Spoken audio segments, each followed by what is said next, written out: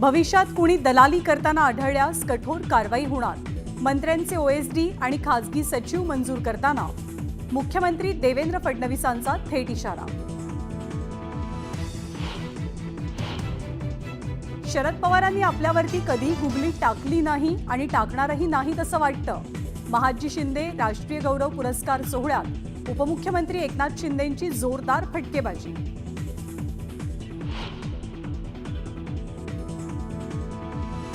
नाशिक शिवसेनेतली अंतर्गत गटबाजी चव्हाट्यावर। एकनाथ शिंदेंच्या सभेआधी नियोजन बैठकीत नाराजी नाट्य। दादा भुसे येण्यापूर्वी सुहास कांदेंनी बैठक घेतल्यामुळे चांगलीच झुंपली। ईव्हीएम मधला कोणताही डेटा डिलीट किंवा ऍड करू नका। ईव्हीएम संदर्भातल्या सुनावणीनंतर सर्वोच्च न्यायालयाचे केंद्रीय निवडणूक आयोगाला निर्देश।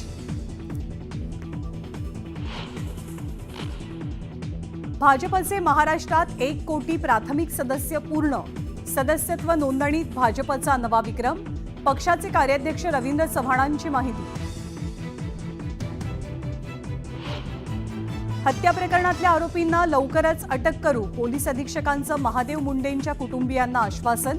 तर 10 दिवसात अटक न झाल्यास उपोषण करणार, कुटुंबियांचा इशारा।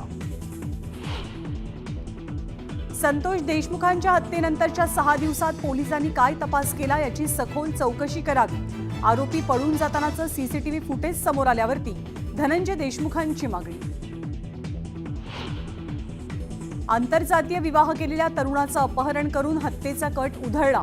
तरुणाची सांगलीतनं सिने स्टाईलमध्ये सुटका। पोलिसांकडनं 3घांना अटक। वांद्र्यात चोरीच्या उद्देशानं घरात घुसत 64 वर्षीय महिलेची हत्या। अवघ्या 2 तासात आरोपी पोलिसांच्या ताब्यात। चोरीचा मुद्देमालही जप्त। सोयाबीन खरेदीला मुदतवाढ देण्याच्या मागणीसाठी केंद्राकडे प्रस्ताव पाठवला। पणन मंत्री जयकुमार रावल यांची माहिती। तर सरकारनं शेतकऱ्यांचा अंत पाहू नये, अजित नवलेंचा इशारा।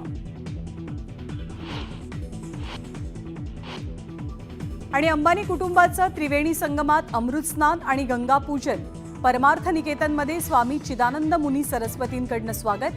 तर अंबानींकडनं परमार्थ निकेतनमध्ये भोजन सेवा।